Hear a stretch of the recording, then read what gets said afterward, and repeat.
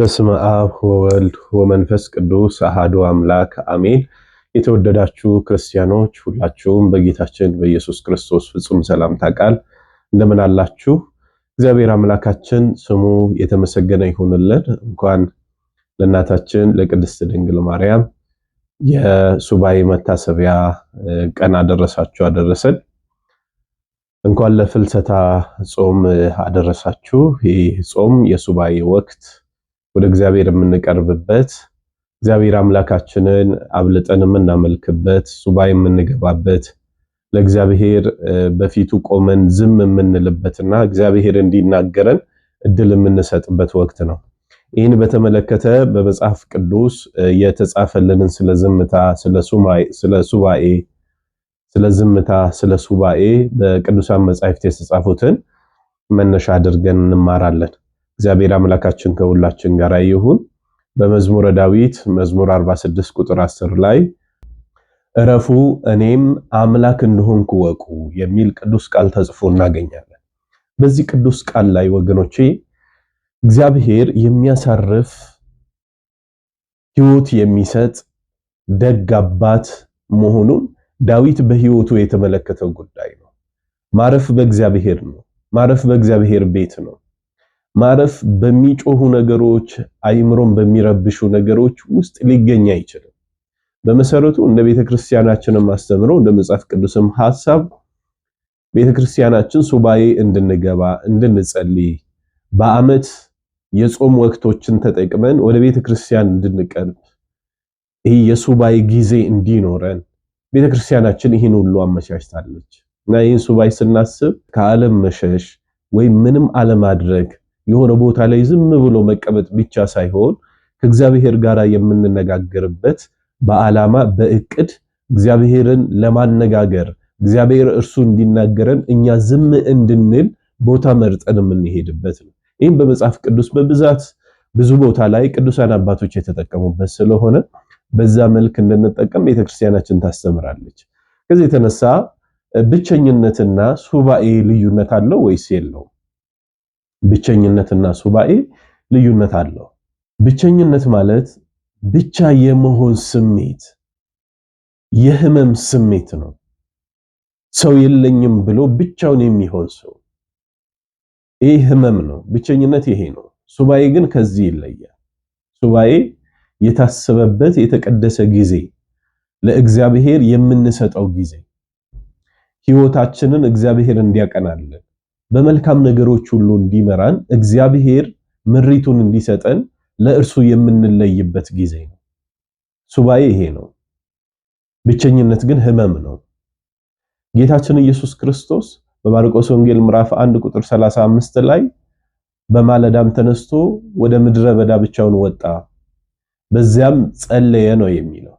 ጌታችን ኢየሱስ ክርስቶስ ለኛ ምሳሌ ሊሆነን በማለዳ ተነሳ ብቻውን ወደ ምድረ በዳ።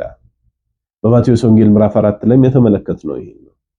ብቻውን ሄዶ ጸሎት የሚያደርግበት ለኛ ምሳሌ ሊሆነን ሶሊቲዩድ ይባላል። ከብቸኝነት የተለየ ነው። ይሄ ሱባኤ ወቅት ከብቸኝነት የተለየ ነው። በዓላማ በእቅድ ለእግዚአብሔር የምንለይበት ጊዜ ነው። ሉቃስ ወንጌል ምዕራፍ 5 ቁጥር 16 ላይ ወደ ምድረ በዳ ፈቀቅ ብሎ ጸለየ ይላል። አፈቀቅ የምንልበት ጊዜ ያስፈልገናል። ካለንበት ህይወት የሆነ ነገራችን አለስተካከል ብሎ በዛው ውስጥ መቆየት እንደ በመጨናነቅ እኔ እድለኛ ስላልሆንኩ ነው፣ እኔ ምንም ነገር አይወጣልኝም፣ ምንም አይደረግልኝም ከማለት ይህ ህይወታችንን የሚያስተካክልበትን ወደ እርሱ የምንቀርብበት በንጹህ ልቦና ከእርሱ ጋር የምንሆንበት ጊዜ እሱ ጊዜ ሱባኤ ይባላል። ሱባኤ ለሰው ልጆች በጣም አስፈላጊ ነው። ሱባኤ በየቀኑ፣ ሱባኤ በሳምንት፣ በሁለት ሳምንት፣ በወራት ለእግዚአብሔር የምንለይበት ጊዜ ነው። የታቀደ ጊዜ ይሄ ሱባኤ ይባላል። ሌላው ብቸኝነት ጉልበት የሚጨርስ ነው። ጉልበት ይጨርሳል ብቸኝነት። ማሰላሰል ነው ስለ ህይወት። ኑሮዬ እንዴት ይሆናል? እንዴት አድርጌ ነው ይሄን ዓለም የማሳልፈው የሚል ጭንቀት ያለው ጉልበት የሚጨርስ በነገሮች ሁሉ አለማመን ያለበት እግዚአብሔር ነገሬን ያከናውናል የማለት እምነት የጎደለበት እርሱ ብቸኝነት ነው። ሱባኤ ግን መንፈስን የሚያድስ ነው። በእግዚአብሔር ቤት የእግዚአብሔር ቦታ እግዚአብሔር እኛን የሚያገኝበት ይሄ መንፈሳችንን የሚያድስ ነው። ከብቸኝነት ይለያል። ሌላው የብቸኝነት ትኩረቱ በጉድለቱ ላይ ነው። ይሄ ነገር ይጎድሎብኛል፣ ምንም የለኝም፣ ሁሉ ነገር አልቆብኛል፣ ተስፋዬም ተሟጧል። ሁሉ ጊዜ የሚያማርረውና ትኩረት የሚያደርገው በጎደለው ነገር ላይ ነው። ሱባኤ ግን እንደዛ አይደለም። ሱባኤ ግን ትኩረቱን በእግዚአብሔር ሙላት ላይ ያደረገ ነው። እግዚአብሔር እንዴት ያቺን ደሃ የሆነችውን ሴት በቤቷ ምንም ነገር ያጣች ልጆቿን ለማብላት እንኳን ያልቻለች በዚያ ላይ ባለ ዕዳ መጥቶ ሊያሰቃያት ልጆቿን ለባርነት ሊሸጥ በመጣ ጊዜ እግዚአብሔር ቤቷን በዘይት እንደሞላ በበረከት እንዳትረፈረፋት ይሄ እግዚአብሔር በሙላት መስጠት እንደሚችል በሱባኤ ውስጥ የሚታሰብ ነው። የእግዚአብሔር ሙላት የሚታይበት እንጂ የራሳችን ጉድለት የሚታይበት አይደለም። ሱባኤ እግዚአብሔር አምላካችን 12ቱ ደቀ መዛሙርት ሌሊቱን ሙሉ አሳ ሊያጠምዱ ለፉ፣ ደከሙ በዮሐንስ ወንጌል ምዕራፍ 21 ላይ። በማለዳ ግን በባህሩ አጠገብ ክርስቶስ ኢየሱስ ቆመላቸው። ክርስቶስ ኢየሱስ ሲቆምላችሁ የጎደለው ነገራችሁ ሁሉ ይሞላል። መረባችሁን በቀኝ ጣሉ አላቸው መድኃኒታችን ኢየሱስ ክርስቶስ። መረቦቻቸውን እግዚአብሔር በአሳ ሞላ። እግዚአብሔር አምላክ የሙላት አምላክ ነው። ሰጥቶ የማያልቅበት የማይሰስት ሁሉን ማድረግ እንድንችል በሙላት ሊሰጠን የሚቻለው አምላክ ነው። ይሄን የምናስበው በሱባኤ ውስጥ ነው።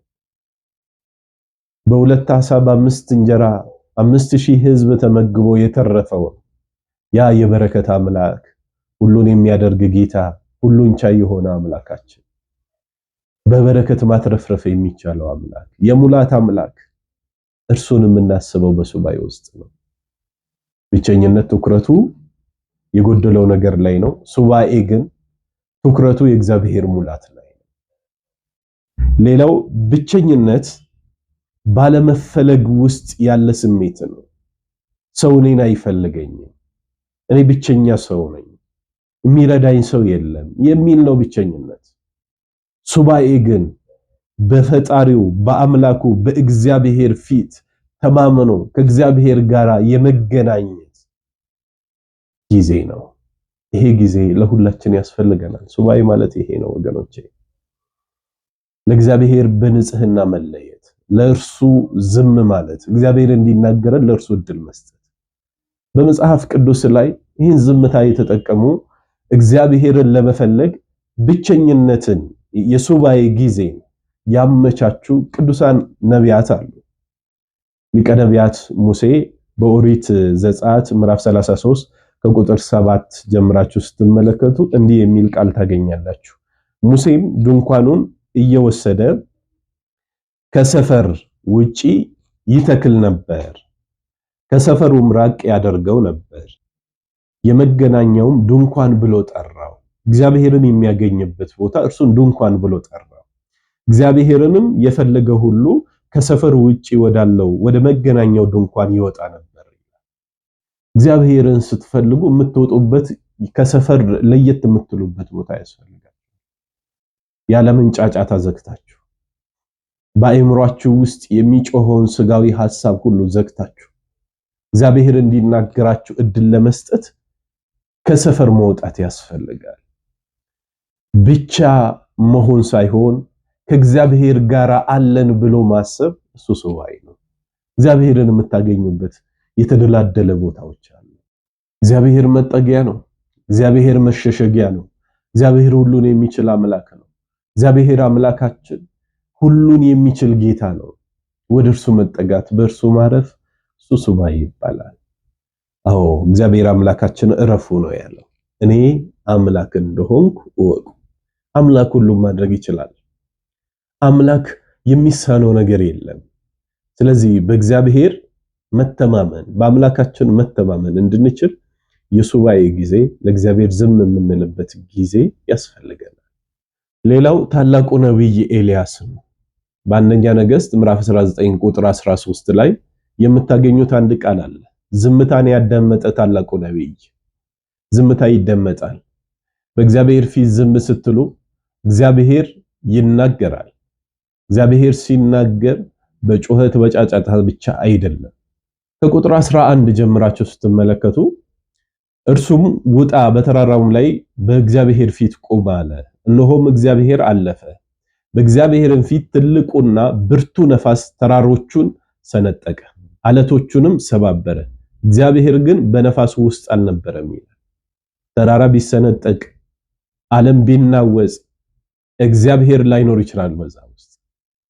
በጫጫታ ውስጥ አይደለም እግዚአብሔር የሚፈለገው። ታላቅ ነገር ቢደረግ እንኳን ከሰማይ እሳት ቢዘንብ እንኳን ይሄ አይደለም። ቀጥሎ እንደዚህ ይላል፣ ከነፋሱም በኋላ የምድር መናወጥ ሆነ። እግዚአብሔር ግን በምድር መናወጥ ውስጥ አልነበረም ይላል። ምድር ተናወጠ፣ በዚያ ውስጥ ግን እግዚአብሔር አልነበረም። ከምድር መናወጥ በኋላ እሳት ሆነ፣ እግዚአብሔር ግን በእሳቱ ውስጥ አልነበረም። ከእሳቱም በኋላ ትንሽ የዝምታ ድምጽ ሆነ ይላል። ትንሽ የዝምታ ድምጽ ሆነ። በዚህ የዝምታ ድምጽ ውስጥ ታላቁ ነብይ ኤልያስ ከዋሻው ውስጥ ይወጣል። ኤልያስም ያን በሰማ ጊዜ ፊቱን በመጎናጸፊያ ሸፈነ፣ ወጥቶም በዋሻው ደጃፍ ቆመ ይላል። ምን በሰማ ጊዜ?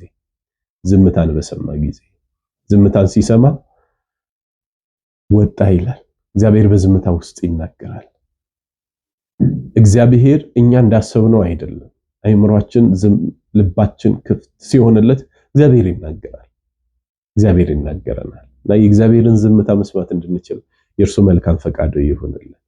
ከዚያም በዋሻው ደጃፍ ቆመ፣ እነሆ ኤልያስ ሆይ በዚህ ምን ታደርጋለህ የሚል ድምጽ ወደ እርሱ መጣ ይላል። ለእስራኤል አምላክ ለእግዚአብሔር እጅግ ቀንቻለሁ እያለ ኤልያስ ልሙት ግደለኝ ሞትን እየለመነ የነበረው ኤልያስ አሁን ደግሞ ለእግዚአብሔር እጅግ ቀንቻለሁ እያለ ሲናገር እንመለከተዋለን። በዚህ ክፍል ውስጥ ዝምታ ተደምጧል። ታላቁም ነብይ ሙሴ የእስራኤልን ሕዝብ በሚመራበት ጊዜ 600,000 ሕዝብ በሚንጫጫበት ሰዓት ላይ የ600,000 ሕዝብ ጩኸት በእግዚአብሔር ፊት እንደ ጸሎት ሆኖ አልቀረበም፣ ወይም እንዲሰማ ሆኖ አልቀረበም። የኛ ጩኸት የዓለም መንጋጋት በእግዚአብሔር ፊት ምንድነው እሱ?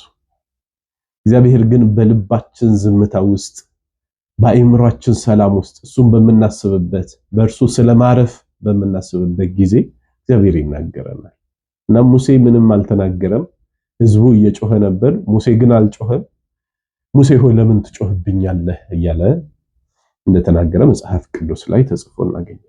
ስለዚህ ወገኖቼ እግዚአብሔር የሚያሳርፍ አምላክ ነው። እግዚአብሔር በዝምታ ያሳርፋል። እግዚአብሔር በሱባኤ ያሳርፋል።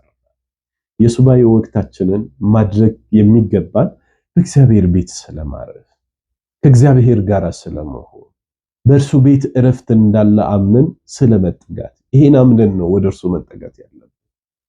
እግዚአብሔር ሁሉም ማድረግ ስለሚቻል በእርሱ እንተማመናለን። ስለዚህ ብቸኝነት ማለት ሱባኤ ማለት አይደለም። ሱባኤ ማለትም ብቸኝነት ማለት አይደለም። ሱባኤ ለእግዚአብሔር ብለን ስለ እግዚአብሔር በእግዚአብሔር ቤት ስለ ራሳችን ጸሎት እና ሱባኤ ይዘን የምናመለክተው ጉዳይ ይዘን ወደ እርሱ የምንቀርብበት ጊዜ ስለሆነ ይህን 2 ሳምንት ሱባኤ በእግዚአብሔር ፊት ቆማችሁ እግዚአብሔር የሚናገራችሁን ድምጽ የምትሰሙበት፣ መንፈሳችሁ የሚታደስበት፣ ህይወታችሁ ሁሉ የሚለመልምበት፣ ከዚያም ከሱባኤ በኋላ ሰላም የሆነ ህይወትን የምትኖሩበት፣ ለሰው ልጆች ፍቅርን የምትሰጡበት፣ ክርስትና ህይወታችሁን በአግባቡ የምትወጡበት የሱባኤን ጊዜ እግዚአብሔር ባርኮ ቀድሶ ይስጣችሁ። በዚህ ሱባኤ አርፈን ወደ እግዚአብሔር ቤት ተመልሰን በረከትን የምናገኝበት ጊዜ ያድርግልን። አምላከ ቅዱሳን ጾም ጸሎታችንን ይቀበልልን። ከመቤታችን ረድኤት በረከት ያድለን። ትንቢተ ኢሳይያስ ምዕራፍ 30 ቁጥር 15 ላይ በመመለስና በማረፍ ትድናላችሁ፣ በጸጥታና በመታመን ኃይል ይሆንላችኋል ይላል። እግዚአብሔር ባርኮ ቀድሶ ኃይልን ሰጥቶ ለበረከት ያድርግልን። መልካም ሱባኤ